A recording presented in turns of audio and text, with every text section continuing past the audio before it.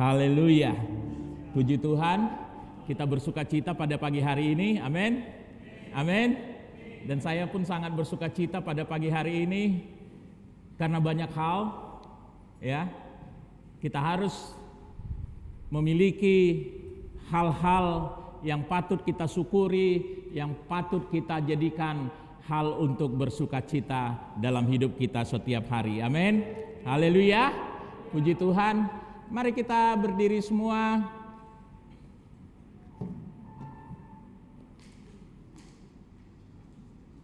Mari kita berdiri semua, kita ucapkan ini dengan sungguh-sungguh. Kita pegang dada kita. 1, 2, ya. Siapa aku adalah apa kata firman Tuhan? Apa yang kupunya adalah apa kata firman Tuhan? Apa yang dapat kulakukan adalah apa kata firman Tuhan. Sekarang aku akan menerima firman Tuhan. Pikiranku fokus, hatiku murni menerima. Hidupku tidak akan sama lagi, karena aku adalah pemenang di dalam nama Tuhan Yesus Kristus. Amin. Beri kemuliaan bagi Tuhan. Haleluya.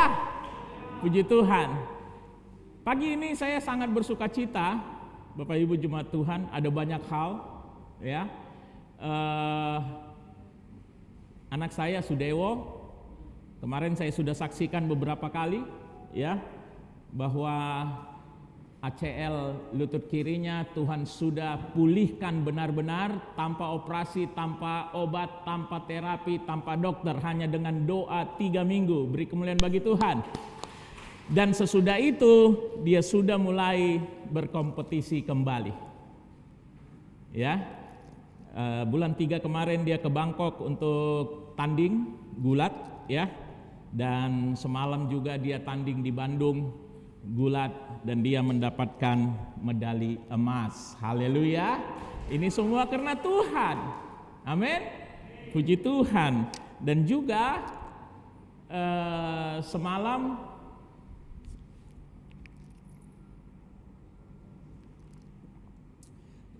saya ketemu dengan Hana Situmorang, ya, umur 8 tahun yang kemarin baru selesai dipulihkan Tuhan daging tumbuh di ususnya dan di ulu hatinya, dan dia dengan ceria mengatakan kepada saya sudah sehat Om, saya sudah makan lagi. Puji Tuhan, itu alasan untuk bersuka cita lagi. Haleluya.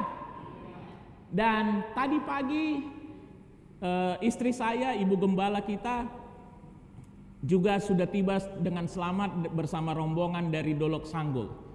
Ya, karena ada acara Marhata Sinamot untuk Rahmat Lubis, Pak Iskia, ya. Marhata Sinamot di Dolok Sanggul, dan ibu gembala kita termasuk dalam rombongan yang berangkat. Dan tadi pagi sudah tiba di Medan dengan selamat. Haleluya. Ada alasan untuk bersuka cita. Dan kemudian Bapak Ibu jemaat Tuhan, kalau Bapak Ibu jemaat Tuhan tahu mobil yang saya pakai sehari-hari itu adalah mobil peninggalan daripada bapak saya atau bapak kita almarhum. Dan itu sudah mobil lama. AC-nya pun udah gak ada. Bisa diperbaiki, bisa, tapi mahal sekali. Dangadong hepeng. Dan kemudian untuk dibawa keluar kota pun sangat riskan. Kami pernah bawa mobil itu ke Brandan karena kami pada waktu itu diundang untuk melayani firman Tuhan di dalam KKR di Brandan. Dan selesai ibadah itu jam 11 malam, kami pulang jam 11 malam dari Brandan ke Medan. Dan sepanjang perjalanan hujan. Hujannya bukan cuma rintik-rintik, hujan lebat. Nggak mungkin tutup kaca. Bisa mati kami di dalam. Dan pasti kabut di kaca depan sehingga kami tidak bisa melihat.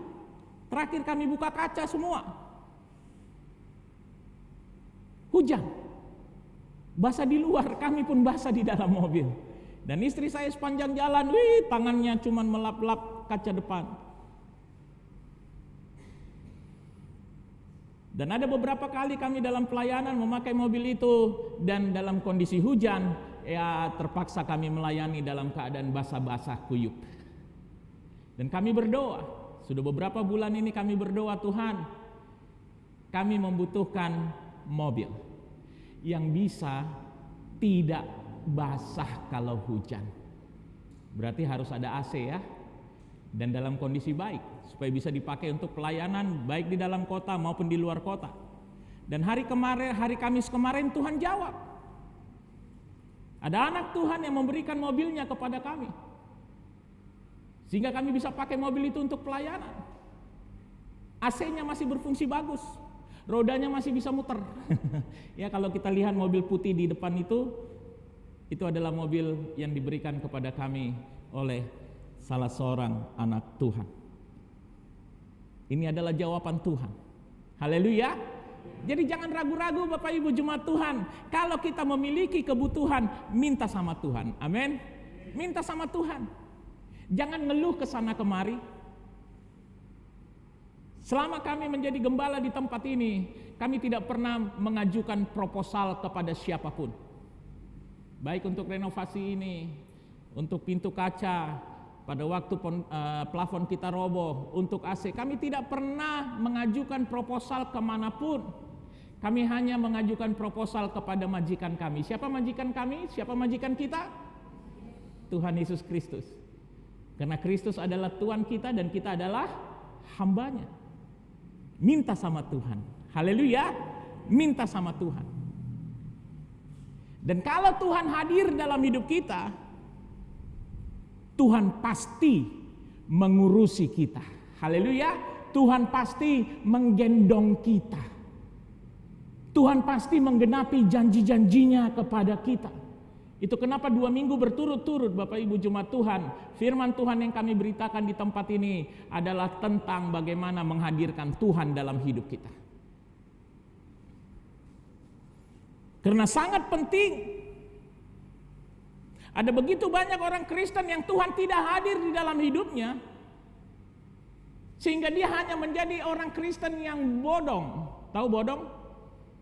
Kalau mobil bodong, sepeda motor bodong itu berarti apa? Enggak punya otoritas. Banyak Kristen bodong, hanya status Kristen, tapi Tuhan tidak ada dalam hidupnya. Tetapi untuk supaya Tuhan hadir dalam hidup kita, kita harus hidup kudus, kita harus remuk di hadapan Tuhan, dan kita harus rendah hati di hadapan manusia. Katakan amin. Katakan haleluya. Firman Tuhan pada saat ini kita lihat di dalam Markus 1 ayat 21 sampai 28. Kita mulai dari ayat 21. Mereka tiba di Kapernaum. Setelah hari Sabat mulai, Yesus segera masuk ke dalam rumah ibadat dan mengajar. Haleluya.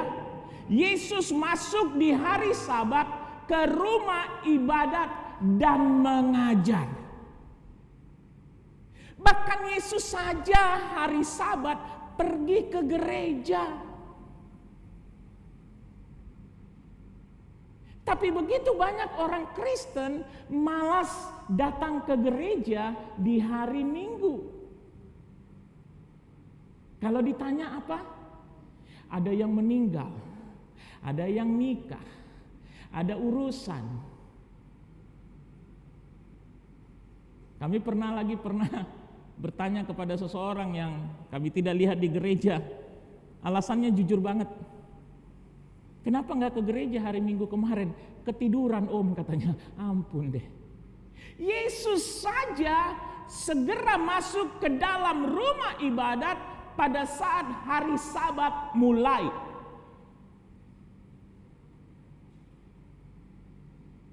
Beberapa waktu yang lalu firman Tuhan mengatakan di tempat ini bahwa Yesus berdoa di Taman Getsemani. Yesus selama di bumi ini, dia meletakkan pondasi, dasar-dasar untuk bagaimana kita hidup. Dan Yesus bukan cuma memerintahkan ayo kalian berdoa, tidak. Yesus berdoa supaya kita bisa ikut berdoa. Haleluya. Itu adalah hal yang harus kita lakukan karena Yesus lakukan. Dan di sini dikatakan juga setelah hari Sabat mulai, Yesus segera masuk ke dalam rumah ibadat. Itu berarti Yesus datang ke gereja pada waktu ditentukan untuk ibadah di gereja. Ada yang pernah berkata, gereja kan saya, kan diri saya ini bait suci Allah. Jadi saya nggak perlu datang ke gereja, cukup di rumah saja ibadah. Kan ada YouTube. Segereja mana sih kita dibanding Yesus? Haleluya. Lebih gereja mana kita dibanding Yesus? Bahkan Yesus saja segera masuk ke dalam rumah ibadat. Amin. Amin. Dan mengajar. Dan mengajar. Ayat 22 tolong. Ayat 22. Mereka takjub mendengar pengajarannya sebab ia mengajar mereka sebagai orang yang berkuasa, tidak seperti ahli-ahli Taurat. Katakan amin. Bahwa kalau Yesus hadir di dalam rumah ibadah, Yesus mengajar. Di dalam gereja harus ada pengajaran daripada Tuhan Yesus Kristus. Katakan amin. Bukan hanya entertainment. Sekarang ini Bapak Ibu jemaat Tuhan, ada mulai banyak gereja yang lebih mengutamakan entertainment dibanding pengajaran daripada Tuhan Yesus Kristus. Kalau di dalam satu gereja lokal tidak ada pengajaran, yang ada hanya entertainment, yang ada hanya show, pertunjukan, maka Tuhan Yesus Kristus tidak hadir di gereja lokal tersebut. Karena dikatakan di sini, Yesus segera masuk ke rumah ibadat dan mengajar. Haleluya. Saya bingung sekarang, karena sudah mulai banyak ya. Firman Tuhan hanya dibatasi 15-20 menit. Saya pernah diundang melayani. Pesan sponsornya apa? Pak Pendeta nanti nanti firmannya 15 menit ya. Saya katakan enggak usah. Saya tidak akan mau. Kenapa? Karena ibadah di dalam rumah ibadah adalah untuk mendengar pengajaran Yesus Kristus. Katakan amin. Pengajaran Yesus Kristus.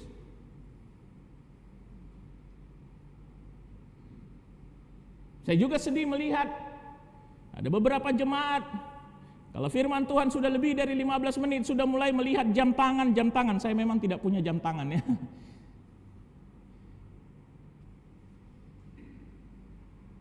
Tapi di situ ada jam. Saya juga tahu waktu. Mulai melihat jam, mulai kiri kanan, duduknya sudah mulai gelisah.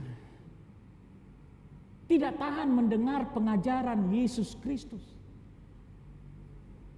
Padahal Yesus masuk ke rumah ibadat, Yesus masuk ke GPDI Pemenang itu untuk mengajar. Katakan amin. Untuk mengajar. Itu kenapa Bapak Ibu jemaat Tuhan, selama saya masih gembala di sidang jemaat GPDI Pemenang ini, maka akan tetap berdiri di dalam pengajaran yang benar sesuai dengan firman Tuhan ini. Katakan haleluya. Katakan haleluya. Tidak akan ada entertainment, tidak akan ada show. Tidak akan ada firman yang dipoles-poles supaya kelihatan kedengarannya enak di telinga. Ada yang pernah berkata kepada kami, Pak Pendeta, firman jangan keras-keras, nanti jemaat pergi semua. Saya katakan kepada orang itu, kalau harus bukan firman pengajaran Yesus Kristus yang benar diberitakan supaya jemaat tetap hadir, enggak apa-apa pergi pun menjadi. Haleluya. Haleluya.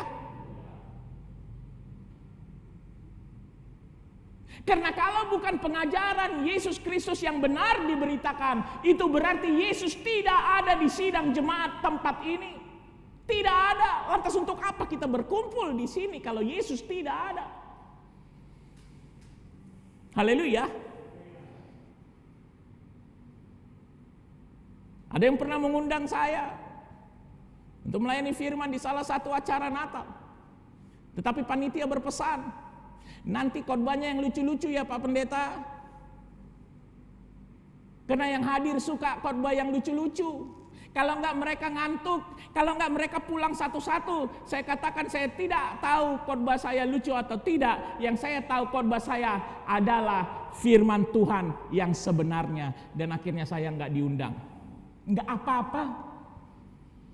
Enggak apa-apa. Haleluya.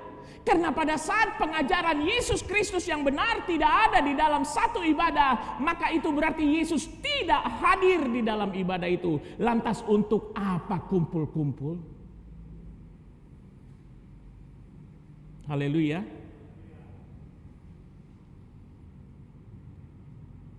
Ini yang terjadi di banyak gereja sekarang, Bapak Ibu Jemaat Tuhan. Datang ke gereja hanya untuk melihat entertainment.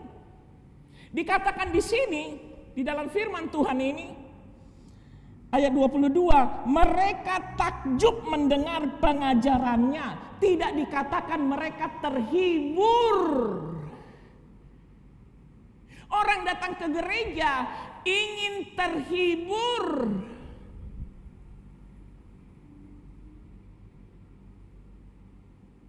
Saya pernah ditegur oleh salah seorang pendeta juga ya. Pada waktu saya selesai melayani di tempat penggembalaan dia menegur saya. Dia katakan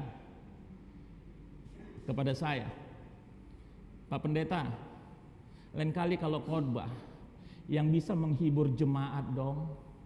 Jemaat udah capek kerja selama seminggu, Senin sampai Sabtu mereka kerja, mereka harus penuhi target, mereka harus mikirin uang untuk dibawa ke rumah. Tiba-tiba di dalam gereja mereka mendengar firman yang sangat serius. Saya katakan, kenapa kamu undang saya kalau begitu?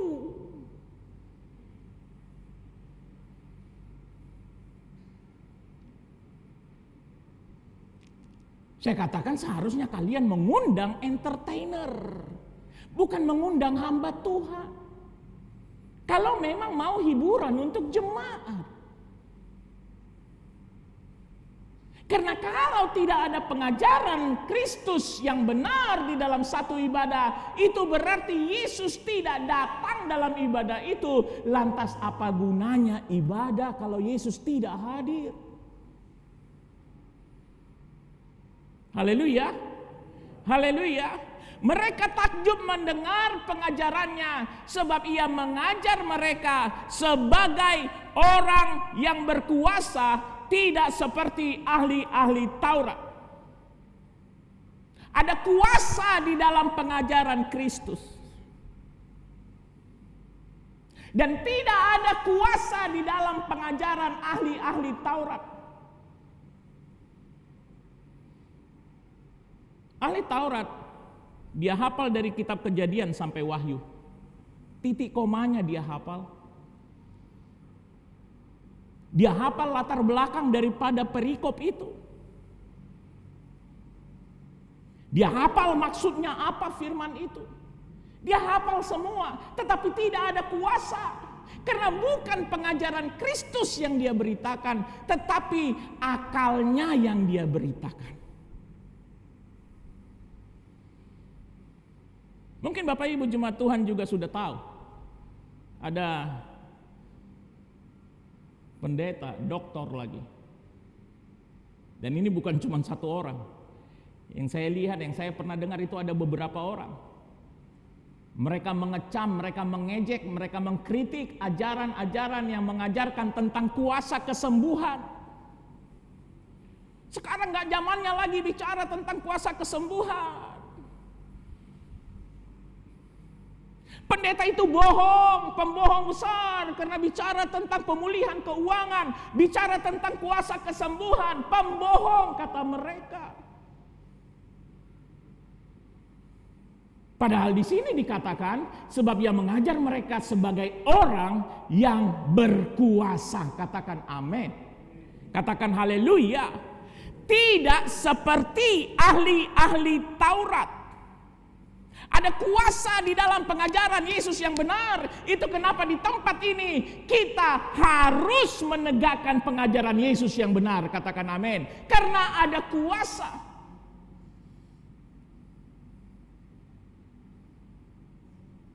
Bukan karena pendeta doktor itu mengatakan bahwa mujizat tidak ada lagi, maka berarti mujizat memang tidak ada lagi.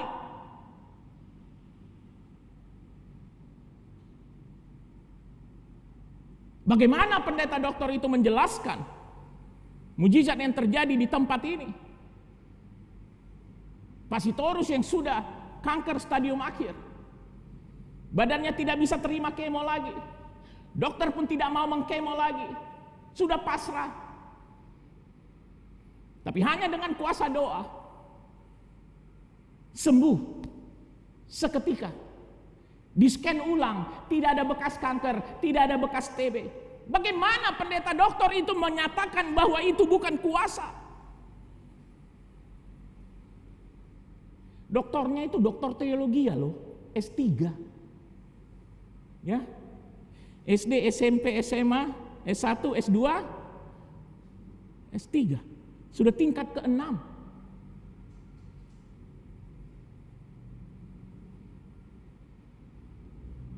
Dia hafal ini, tapi dia tidak akui kuasanya. Bagaimana pendeta dokter itu menjelaskan kuasa Tuhan yang bekerja di lutut kiri anak saya? Dokter sudah suruh harus operasi, dan itu bukan cuma satu dokter. Ada 2 dokter ahli yang mengatakan wajib operasi, kalau enggak cacat, karena berjalan di jalan rata saja sudah pincang, saking nyerinya.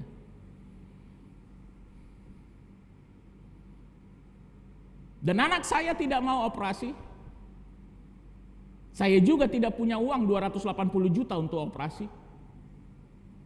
Saya tanya anak saya, punya iman Amang? Punya Bapak. Ayo kita berdoa. Dia berdoa di Surabaya, kami berdoa di Medan. 3 minggu kemudian sembuh. Tidak dokter, tidak operasi, tidak obat, tidak terapi. Hanya karena kuasa Tuhan. Beri kemuliaan bagi Tuhan.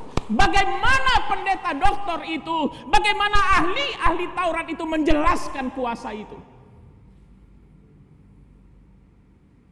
Bahwa di dalam pengajaran Kristus yang benar, ada kuasa, ada otoritas, katakan amin. Ada otoritas. Bukan hanya sekedar ayat hafalan. Haleluya. Sebab ia mengajar mereka sebagai orang yang berkuasa. Itu yang terjadi jika pengajaran Kristus yang benar diberitakan. Sekarang ini Bapak Ibu jemaat Tuhan, ada pendeta-pendeta yang sudah mulai takut membicarakan dosa di khotbahnya. Saya pernah ditegur, Pak Gembala tolong jangan di khotbahnya jangan singgung-singgung lagi lah soal tua. Karena saya ada beberapa kali menyinggung soal tua waktu itu. Jangan singgung-singgung lagi soal tua. Karena akhirnya ada beberapa jemaat yang gak ke gereja lagi gara-gara itu. Saya katakan gak apa-apa. Gak apa-apa. Karena pekerjaan saya melayani Kristus. Bukan mengumpul-ngumpulkan orang. Kalau mengumpul-ngumpulkan orang, undang artis kumpul kok semua. Betul apa betul? Betul apa betul? Atau lakukan seperti yang dilakukan gereja di Surabaya. membagi-bagikan emas kepada jemaat yang datang ibadah. Wih, rame memang, tapi datang karena emas. Bukan datang karena pengajaran Kristus yang benar.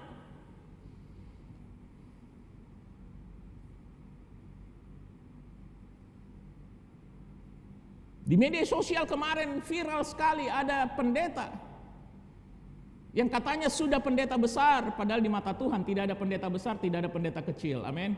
Tidak ada hamba Tuhan besar, tidak ada hamba Tuhan kecil. Yang ada hanyalah hamba Tuhan yang mau dipakai Tuhan untuk memberitakan kebenaran pengajaran Kristus atau tidak. Dan pendeta ini di dalam salah satu podcast, dan yang menginterview dia adalah bekas jemaat dia mungkin ya, yang sudah mualaf, pindah ke Islam.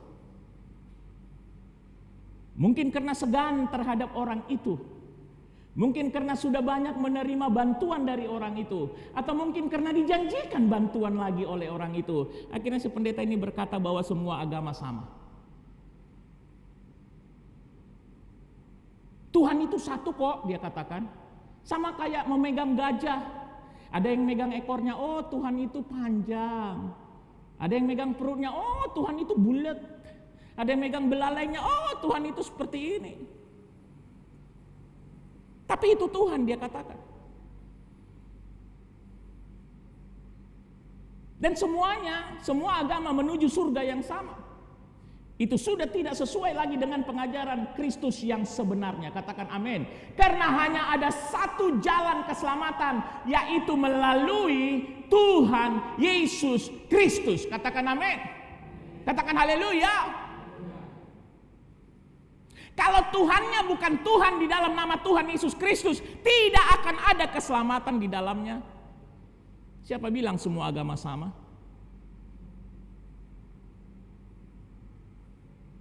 Saya punya teman, ada seorang ustadz. Dan dia dengan bangga mengatakan, Pak Cipto, saya sudah banyak memualafkan orang katanya. Saya katakan, oke. Dan dia katakan apa? Saya mau ngajak Pak Cipto untuk masuk ke Islam. Saya katakan nggak mungkin. Kenapa nggak mungkin? Saya katakan karena keselamatan hanya ada di dalam Tuhan Yesus Kristus.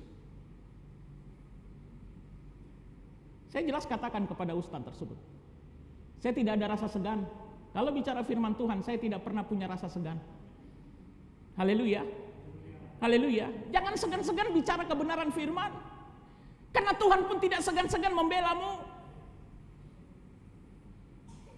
Dan dia katakan, kata siapa? Kata firman Tuhan. Belum tentu firman Tuhan Pak Cipto itu benar. Siapa bilang gak benar? Semua nubuatan yang dinubuatkan tentang Kristus digenapi kok. Saya katakan kepada dia, kalau firman Tuhan saya tidak benar, itu berarti ada satu atau dua nubuatan yang tidak tergenapi. Tetapi ini semua tergenapi. Bahkan nubuatan yang sudah ribuan tahun sebelum kelahiran Yesus pun digenapi di dalam Yesus Kristus. Siapa bilang firman Tuhan kita tidak benar? Haleluya. Haleluya. Jangan segan-segan memberitakan pengajaran Kristus yang benar. Jangan segan-segan menyatakan di mana posisi imanmu, karena Tuhan tidak pernah segan-segan membelamu. Amin. Haleluya. Haleluya. Resiko, enggak apa-apa. Apalah resiko kita di negara ini? Paling dilarang ibadah. Betul apa betul? Bandingkan dengan resiko di Korea Utara. Anak-anak Tuhan di Korea Utara itu sangat terjepit. Saya lupa tahun lalu atau 2 tahun lalu, ada seorang yang kedapatan di rumahnya ada Alkitab. Dia dan istrinya dihukum mati, anaknya yang masih usia 2 tahun dihukum penjara seumur hidup. Cobalah. Ada seperti itu di negara ini kita ditekan? Enggak ada. Tetapi mereka di Korea Utara sana, mereka tidak pernah ragu menyatakan imannya. Kenapa kita di sini ragu menyatakan iman kita?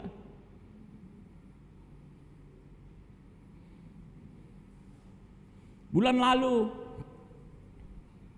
pemerintah Cina mengeluarkan satu aturan baru yang tujuannya untuk menekan pertumbuhan orang-orang Kristen di sana, karena pertumbuhan orang-orang Kristen di sana sangat pesat. Akhirnya pemerintah Cina mengeluarkan peraturan baru untuk lebih menekan lagi. Apalah yang kita rasakan di negara ini? Paling dilarang ibadah.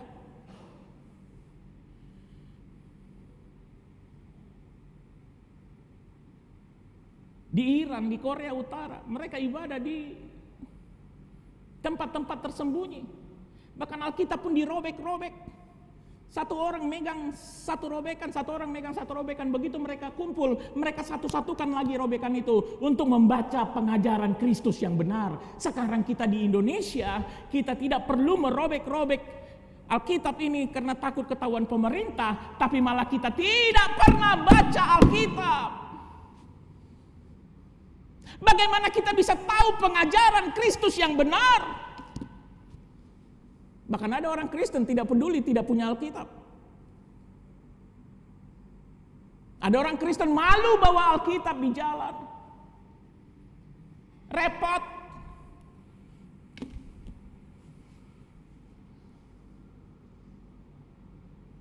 Penyakit yang sekarang sedang merasuki gereja-gereja adalah dua, Bapak Ibu jemaat Tuhan. Yang pertama adalah ragi orang Farisi, roh kritik.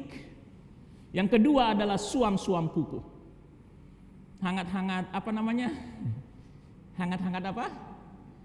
Hangat-hangat bakpao lah ya. Suam-suam kuku.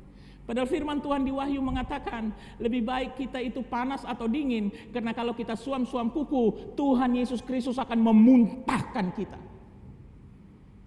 Tetapi sekarang suam-suam kuku merasuk gereja-gereja.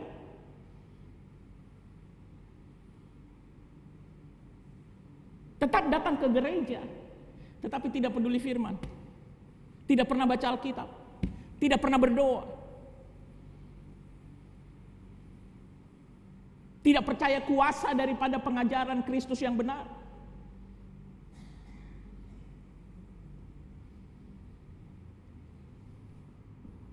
Itu kenapa akan ada banyak orang Kristen yang dimuntahkan Tuhan. Itu kenapa akan ada banyak orang Kristen yang dikatakan Tuhan, "Nyahlah, aku tidak kenal engkau." Karena mereka suam kuku.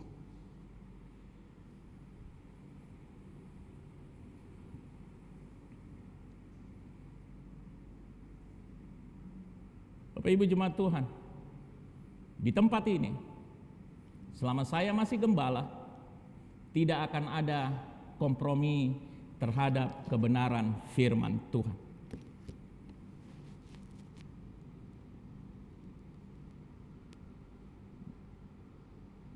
Tahun lalu ada yang menawarkan kepada kami, ya sesudah kami jadi gembala di tempat ini, ada yang menawarkan kepada kami bantuan dari suatu institusi. Besarnya lumayan, 100 juta. Besar enggak 100 juta? Besar untuk kami. Bisa dipakai untuk beresin banyak hal di gereja ini. Tapi dia katakan, tapi Pak Pendeta, ada fee 15% untuk orang dalam ya. Saya tanya, fee tersebut dicantumkan enggak di kwitansi penerimaan? Ya enggak lah Pak Pendeta. Pak Pendeta tekennya itu 100% terima. Saya katakan enggak. Kenapa saya harus jual integritas saya sebagai hamba Tuhan, sebagai anak Tuhan, hanya demi 100 juta?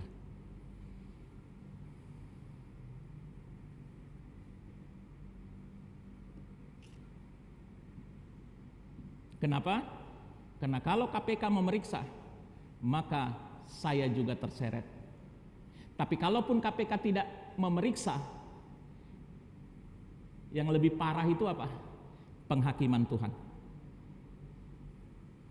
Ya, ada gereja Gemim di Sulawesi Utara yang terseret kasus yang mirip, yang serupa seperti yang ditawarkan kepada kami.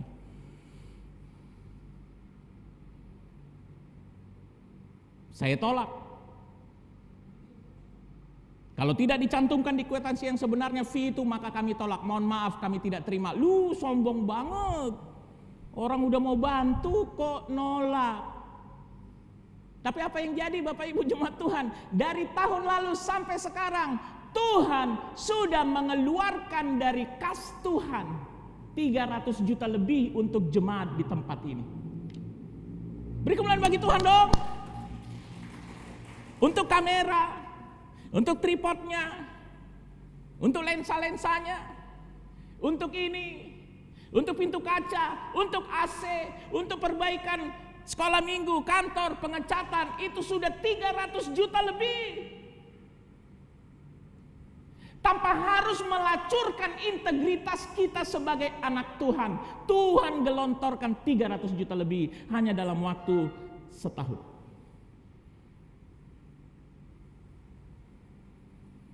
Kita harus berani menyatakan posisi kita di mana, karena Tuhan juga berani membela posisi kita. Haleluya. Haleluya. Tahun lalu juga ada beberapa kali, kalau saya tidak salah ada 3 kali ya, ada 3 kali orang mendatangi saya. Ya, dia dibawa oleh temannya yang juga anggota jemaat di tempat ini. Minta diberkati pernikahan. Saya katakan oke. Asal sesuai dengan firman. Dan setelah punya korek, ternyata orang tersebut sudah pernah menikah. Dia meninggalkan istrinya. Ada lagi yang lebih parah. Satu pasangan lagi. Si laki-laki meninggalkan istrinya, si perempuan meninggalkan suaminya. Saya katakan nggak bisa. Mereka katakan, ya tapi kan GPDI katanya bisa. Saya nggak tahu GPDI katanya bisa, tapi yang pasti di GPDI pemenang nggak bisa. Saya katakan, nggak bisa. Saya nggak ngerti GPDI yang lain. Yang saya ngerti GPDI pemenang nggak bisa. Saya kasih Pak Pendeta, saya kasih berapapun yang Pak Pendeta minta. Ampun deh, emangnya uang dia lebih banyak daripada uang Tuhan kita? Sehingga saya harus menjual integritas saya.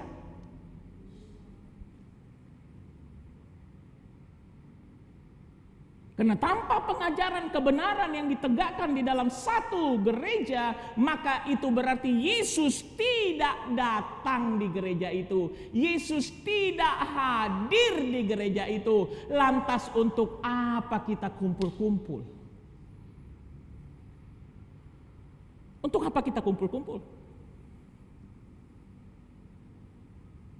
Haleluya. Haleluya. Ayat 23. Pada waktu itu di dalam rumah ibadat itu ada seorang yang kerasukan roh jahat. Apa urusanmu dengan kami, hai Yesus orang Nazaret? Engkau datang hendak membinasakan kami. Aku tahu siapa engkau, yang kudus dari Allah.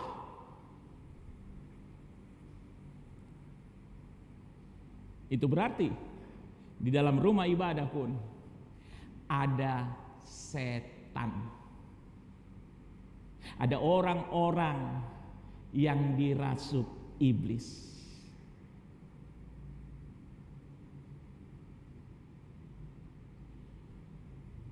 Ada orang-orang yang dipakai iblis untuk menghancurkan pelayanan di gereja tersebut.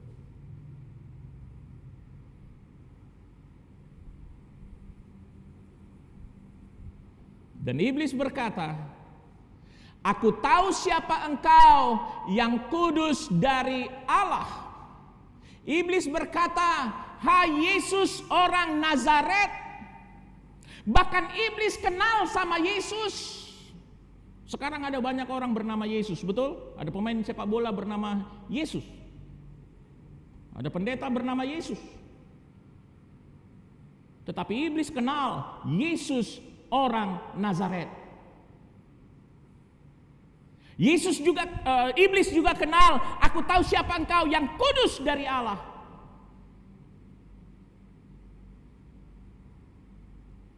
Kalau iblis tahu Yesus Kristus adalah yang kudus, Dan malaikat tahu Yesus adalah yang kudus. Kenapa kita yang mengaku diri anak-anak Tuhan tidak tahu bahwa Yesus kudus? Itu kenapa syarat utama supaya Yesus mau hadir dalam kita, supaya Yesus mau hadir dalam tempat ini, kita harus hidup kudus. Katakan amin. Karena bahkan iblis pun tahu siapa Yesus. Yesus adalah yang kudus dari Allah.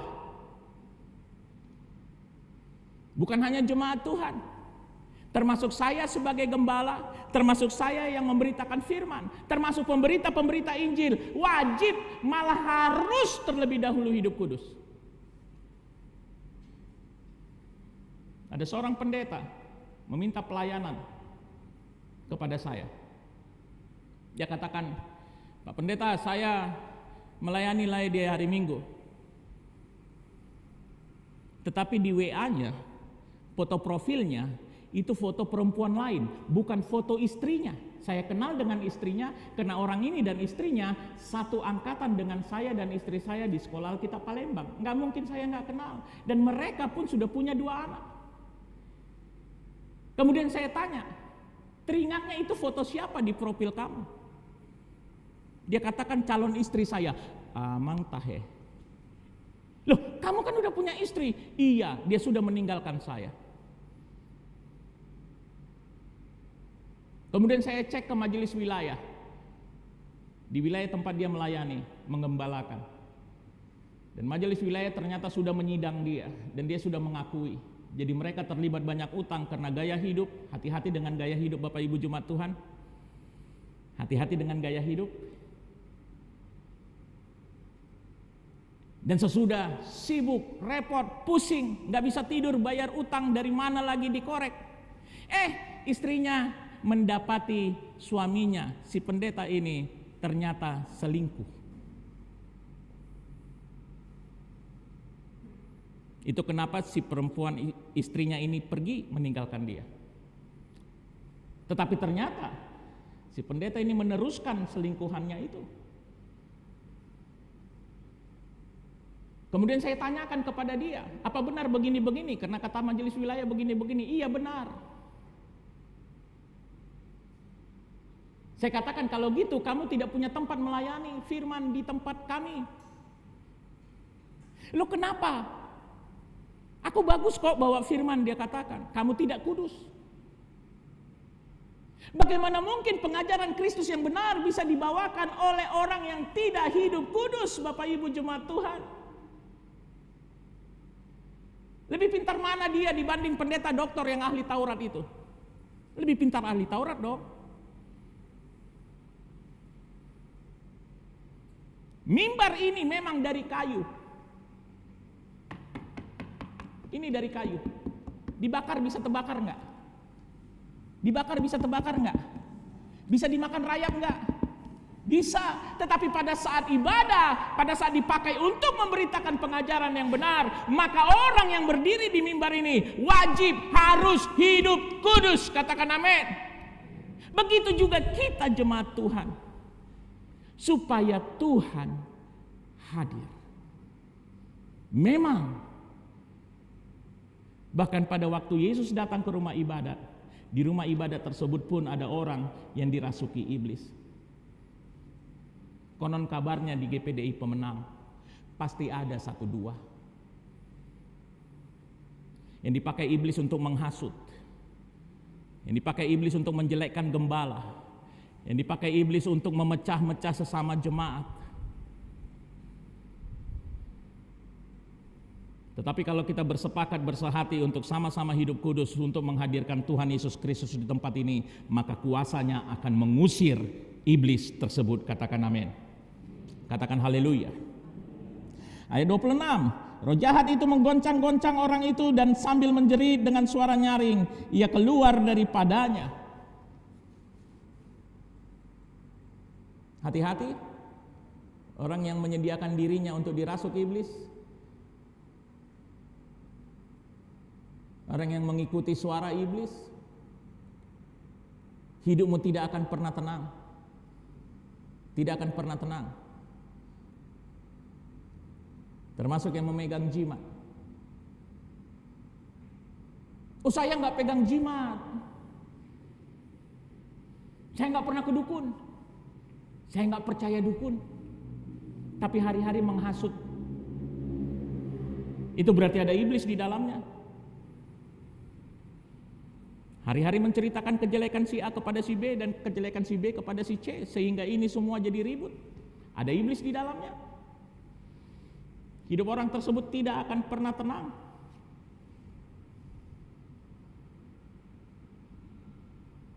Tidak akan pernah tenang. Tetapi Bapak Ibu jemaat Tuhan, kalau kita kuat, kokoh, teguh di dalam pengajaran Kristus yang benar, maka kita punya kuasa. Haleluya. Kita punya otoritas untuk mengusir iblis demi nama Yesus Kristus.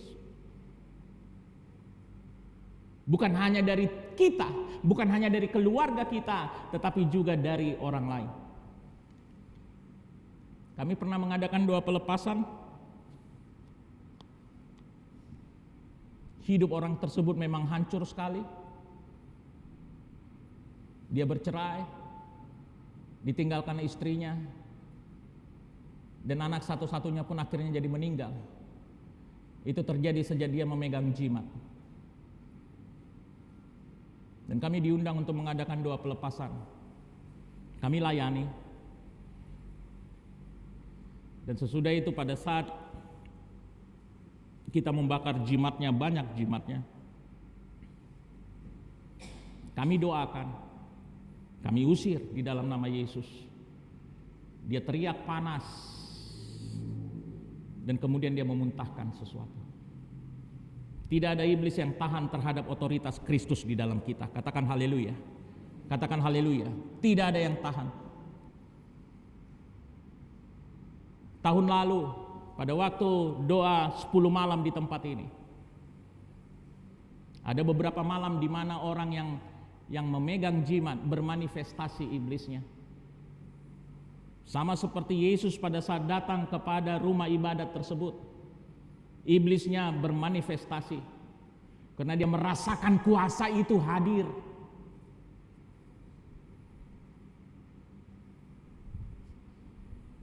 Tetapi pada saat kita punya otoritas dari Tuhan, pada saat kita berdiri teguh dan kokoh di dalam kebenaran pengajaran Kristus,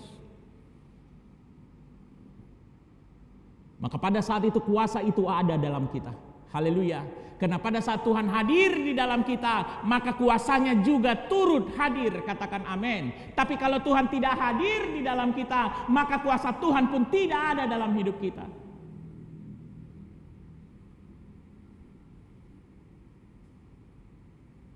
Jadi Bapak Ibu jemaat Tuhan pada saat ini, benar-benarlah hidup di dalam pengajaran Kristus yang benar. Katakan amin. Katakan haleluya. Tetapi bagaimana kita bisa hidup di dalam pengajaran Kristus yang benar kalau kita ke gereja hanya mencari hiburan, hanya mencari orang yang bisa digosipkan, bukan untuk mendengar pengajaran? Bagaimana kita bisa hidup di dalam pengajaran Kristus yang benar kalau kita di rumah tidak setiap hari membaca Alkitab dan merenungkannya? Hari ini ambil komitmen. Karena kuasa itu hanya ada di dalam Tuhan Yesus Kristus. Katakan haleluya. Apa gunanya kita Kristen kalau tidak memiliki kuasa itu? Apa gunanya kita Kristen kalau Kristus tidak hadir di dalam kita, sehingga tidak ada kuasa apapun di dalam kita? Kita tidak butuh agama. Benar. Kita tidak butuh agama. Agama itu hanya butuh untuk KTP kita, untuk administrasi di negara ini. Yang kita butuh bukan agama Kristen, tetapi yang kita butuh hubungan dengan Tuhan. Katakan haleluya. Yang kita butuhkan hubungan dengan Tuhan. Karena Kristen pun kita, bangga pun kita mengaku sebagai Kristen, tetapi kalau tidak ada Tuhan di dalam kita, kalau kita tidak terhubung di dalam Tuhan, untuk apa? Karena kuasa itu tidak ada dalam hidup kita.